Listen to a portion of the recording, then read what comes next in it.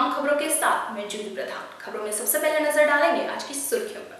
Jugsalai police को मिली बड़ी सफलता, चोरी के 4 वाहनों को किया जब्त, 2 युवकों की हुई गिरफ्तारी। सोनारी स्थित भूतनाथ मंदिर के झाड़ियों के समीप मिला अज्ञात वृद्ध का शव, क्षेत्र में फैली सनसनी, पुलिस जुटी जांच में। और शहर के अधिवक्ताओं का पेन डाउन स्ट्राइक तीसरे दिन भी रहा जारी, बार काउंसिलिंग को ठहराया जिम्मेवार। अब खबरें विस्तार से। वहीं जमशेदपुर के जुगसलाई पुलिस को एक सफलता हाथ लगी है, जहां चोरी के 4 2 पहिया वाहनों के साथ पुलिस ने 2 लोगों को गिरफ्तार किया है। बता दें, दोनों युवक जुगसलाई के रहने वाले हैं, जिनका पूर्व में भी आपराधिक इतिहास रहा है। विगत 6 जून को जुगसलाई एमी स्कूल रोड के पास से एक स्कूटी चोरी हुई थी, जिस संबंध में पीड़ित द्वारा जुगसलाई थाने में शिकायत दर्ज कराई गई थी, जहां शिकायत के आधार पर जुगसलाई थाना प्रभारी के नेतृत्व में एक टीम का गठन किया गया और छापेमारी के दौरान चोरी की स्कूटी के साथ जुगसलाई निवासी मोहम्मद शाहरुख व मोहम्मद बाबू को पुलिस ने धर दबोचा। वहीं गिरफ्तार अभियुक्तों की निशानदेही पर पुलिस ने चोरी की एक मोटरसाइकिल और 2 स्कूटी को जब्त किया। बता दें, गिरफ्तार अभियुक्त पूर्व में भी कई मामले में जेल जा चुका है, जिसका विभिन्न थानों में आपराधिक इतिहास रहा है। अंतर्गत आज एक हमारे घटना घटी है नदी में नहाने के दौरान, और कीताडी का रहने वाला लड़का है जिसका नाम है संजय बिस्वाल और उम्र है लगभग 34-35 साल।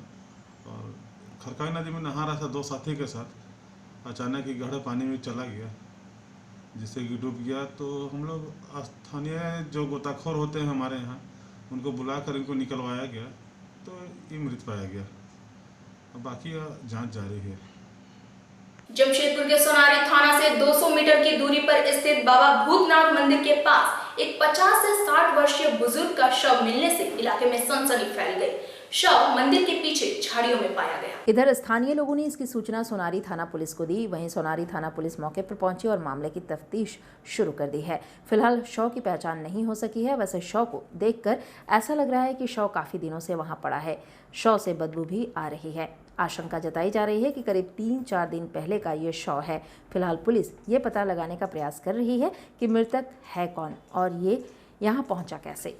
एक हम लोग बगल में थाना के थोड़ा सा दूरी में एक थोड़ा झाड़ी टाइप का है, वहाँ पर उम्र करीब 50-60 साल उम्र है।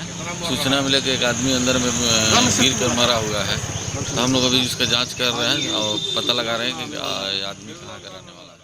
जमशेदपुर के अधिवक्ताओं का तीसरे दिन भी हड़ताल जारी रहा। वहीं अधिवक्ताओं ने साफ कर दिया है कि जब तक बार भवन खोलने का आदेश जारी नहीं किया जाता है, उनका पेन डाउन स्ट्राइक जारी रहेगा। इस संबंध में जमशेदपुर के अधिवक्ताओं ने इसके लिए बार काउंसिल को जिम्मेवार ठहराते हुए कहा है कि पूरे देश के सरकारी संस्थान खुल गए हैं, लेकिन बार भवन को बंद कर अधिवक्ताओं को परेशान किया जा रहा है।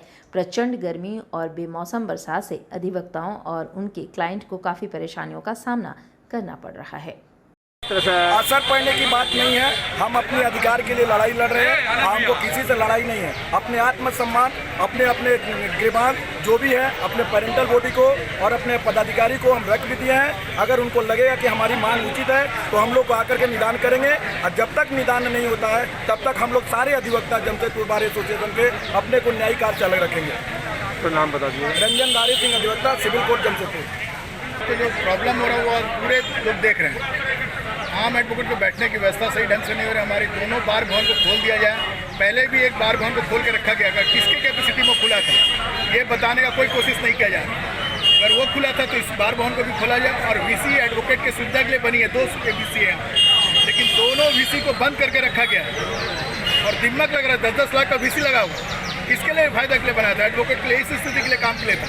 और दोनों वीसी बंद कर दिया गया, जिससे एडवोकेटों को सुविधा एकदम असुविधा हो रहा है। और इसके लिए सारे एडवोकेट आज लोग 3 दिन से कंटिन्यू आंदोलन, और ये आंदोलन कंटिन्यू रहेगा। और इस कोरोना में जो है ना, सब सरकारी डिपार्टमेंट खुला हुआ है, केवल जो है हम लोग का न्यायिक में ही जो है कोरोना का डर बैठा हुआ है। न्याय के मंदिर में अन्याय हो रहा है। सीधा सवाल मतलब किस तरह का प्रॉब्लम परेशानी आ रही है? अभी तक 3 दिन से न्यायिक कार्य से अलग थे, अपने आप को अलग रखे थे, क्योंकि आम अधिवक्ताओं को दिक्कत हो रहा था।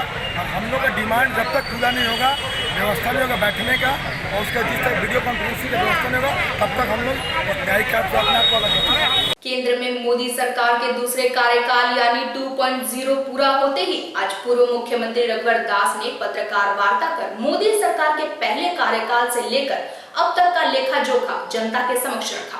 पूर्व मुख्यमंत्री ने इस दौरान मोदी सरकार को हर कसौटी पर खरा बताते हुए कहा कि पहले कार्यकाल के दौरान भ्रष्टाचार को उखाड़ फेंकने का काम किया गया। इसके अलावा सर्जिकल स्ट्राइक, कश्मीर मुद्दा, ट्रिपल तलाक, अयोध्या विवाद से लेकर वैश्विक संकट, कोरोना महामारी से लड़ने और इससे निपटने हेतु 20 लाख करोड़ पैकेज पर केंद्र सरकार की ओर से दिए जाने का उन्होंने स्वागत किया। वहीं पूर्व मुख्यमंत्री ने झारखंड सरकार को आड़े हाथों लेते हुए सबसे पहले निजी स्कूलों के मामले पर निशाना साधते हुए शिक्षा मंत्री द्वारा दिए गए बयान को हास्यास्पद बताते हुए कहा कि ऐसी सरकार नहीं चलती है। उन्होंने बताया कि सरकार इच्छा शक्ति से चलती है। पूर्व मुख्यमंत्री ने झारखंड सरकार को निजी स्कूलों के मामले में पहल करने की नसीहत दी। उन्होंने कहा कि कुछ पैकेज निजी स्कूलों को भी देनी चाहिए ताकि वे अपने शिक्षकों और कर्मचारियों का भुगतान कर सकें। वहीं प्रवासी मजदूरों के मामले में पूर्व मुख्यमंत्री ने राज्य सरकार से स्टैंड क्लियर करने को कहा। उन्होंने कहा है कि सरकार को बताना चाहिए कि 8 से 9 लाख प्रवासी मजदूरों के लिए क्या व्यवस्था राज्य सरकार द्वारा की जा रही है, क्योंकि मनरेगा से आप 8 लाख मजदूरों का पेट नहीं भर सकते।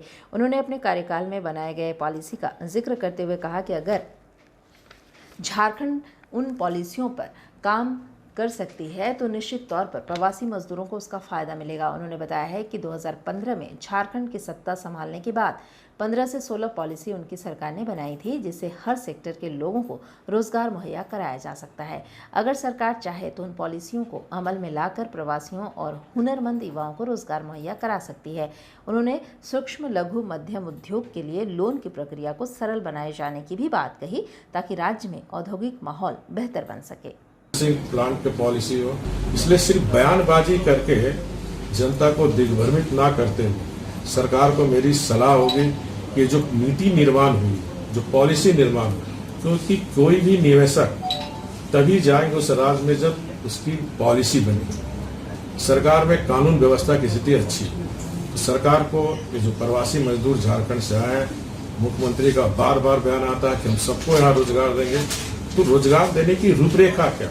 सिर्फ मनरेगा से हम बेरोजगारी झारखंड से समाप्त नहीं करें, तो सरकार को खुलासा करनी चाहिए कि प्रवासी मजदूर के लिए हम रोजगार की क्या क्या व्यवस्था करें। वहीं जमशेदपुर के बागबेड़ा थाना अंतर्गत पारिवारिक विवाद में 2 पक्षों के बीच जमकर मारपीट हुई, जहां एक पक्ष ने दूसरे पक्ष के लोगों पर तेज धारदार हथियार से हमला कर दिया, जिसमें 3 लोग बुरी तरह से घायल हो गए। घटना की जानकारी मिलते ही बागबेड़ा पुलिस घटनास्थल पर पहुंची और घायलों को इलाज के लिए सदर अस्पताल पहुंचाया। वहीं इस संबंध में जानकारी देते हुए घायल अश्विनी पांडे ने बताया है कि 25 फरवरी को उनके रिश्तेदार उमेश पांडे की मृत्यु हो गई थी।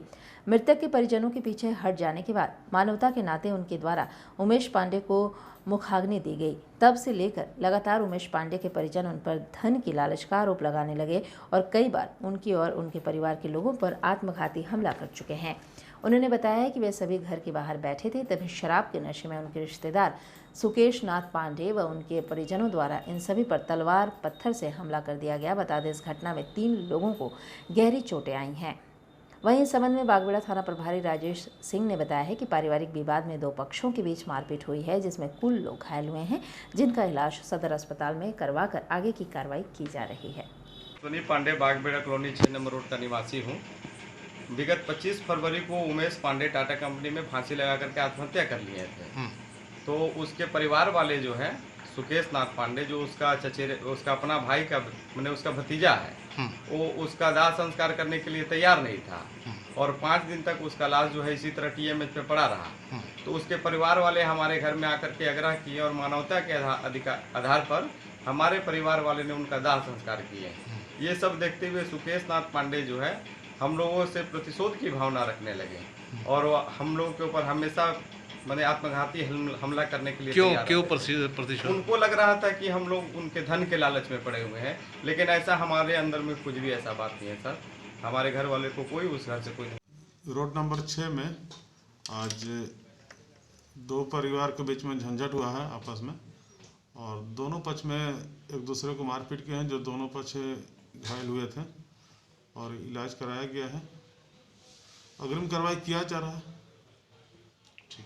वहीं जमशेदपुर झारखंड सामाजिक कल्याण समिति ने पूर्वी सिंहभूम जिला के उपायुक्त के नाम से एक ज्ञापन सौंपा और मांग किया कि लॉकडाउन के दौरान प्राइवेट स्कूल के द्वारा मांग की जा रही है कि स्कूल फीस को माफ किया जाए, क्योंकि लोगों की आर्थिक स्थिति ठीक नहीं है। वहीं संस्था के सचिव मधु राय ने कहा है कि प्राइवेट स्कूल द्वारा अभिभावकों पर दबाव बनाया जा रहा है। झारखंड सरकार ने 3 महीने का फी नहीं लेने के लिए अनुमति भी दिया है, लेकिन प्राइवेट स्कूल प्रबंधक मानने को तैयार नहीं है।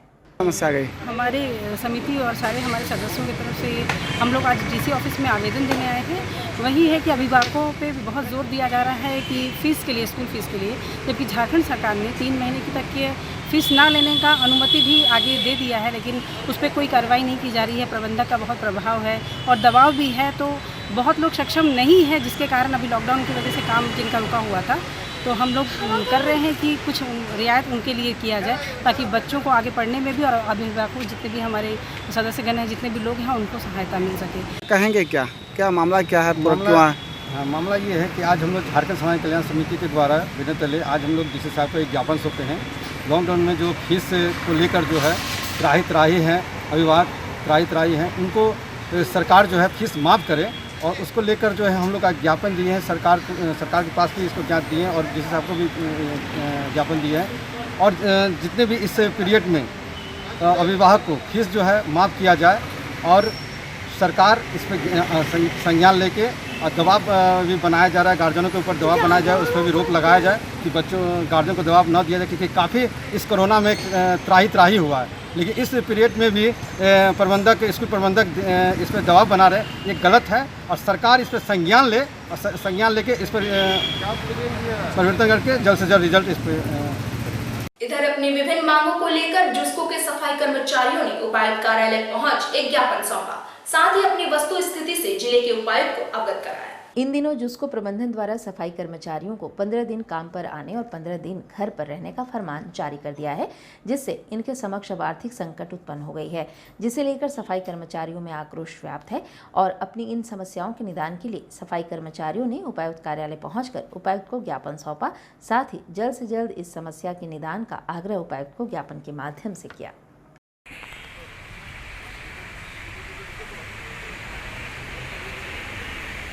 कॉपी दे दो, थोड़ा कॉपी दे।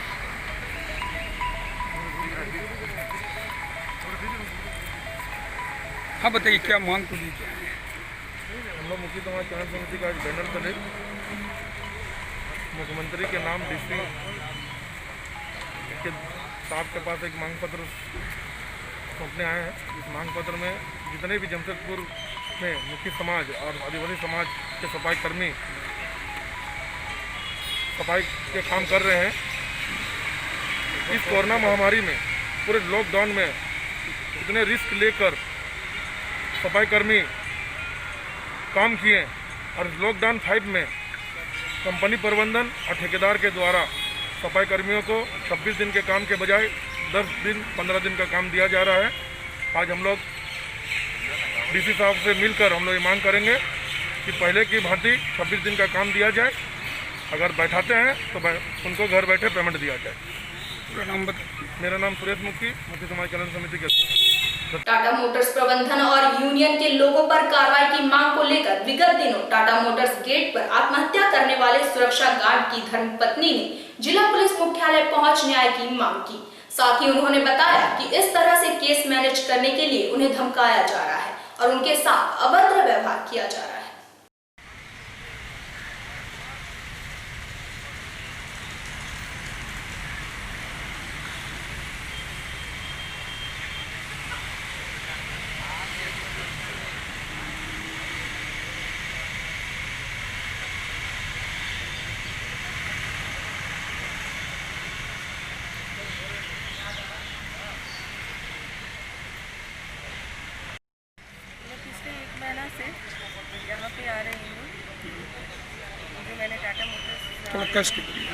मैंने टाटा मोटर्स के अधिकारी और यूनियन पे जो केस किया था, वो लोग खाली टाइम भी स्पेंड कर रहे हैं, बेल के लिए टाइम पे टाइम ले रहे हैं और कोई कार्रवाई नहीं की जा रही है। अब मेरी सब्र की बांध टूट चुकी है। मैं आज सिटी एसपी सर से मिलने आई हूँ। मैं उनसे रिक्वेस्ट करूँगी कि मुझे न्याय दिलवाएं, नहीं तो मैं कल से टाटा मोटर्स गेट पे अनशन पे बैठूँगी। कितने दिन के लिए बैठेगा? जब तक मुझे न्याय नहीं मिलेगा मैं तब तक बैठूँगी। क्या हुआ था जो मेरे हस्बैंड ने आत्मदाह किया था। जो टाटा मोटर्स के अधिकारी के ही कारण ये हुई थी। मैं इन्हीं के न्याय के लिए मैं दौड़ रही हूँ। क्या नाम हुआ आपका? मेरा नाम नीतू सिंह है।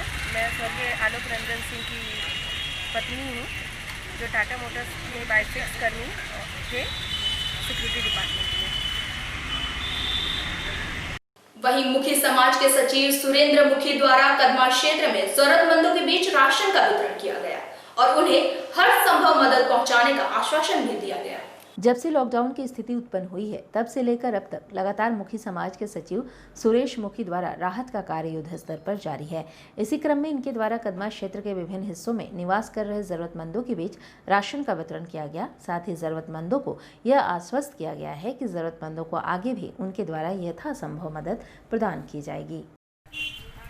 आज मुखी समाज झारखंड प्रदेश के द्वारा कदमा जी रोड में हम लोग को सूचना मिला, हमारे जो मुखी समाज झारखंड प्रदेश की जो सक्रिय महिला है शीला मुखी जी, मधु मुखी जी और पूनम मुखी जी के द्वारा सूचना मिला कि हम लोगों ने राज्य के मंत्री को चिट्ठी दिए थे कि दलितों को कुछ राशन की ज़रूरत है।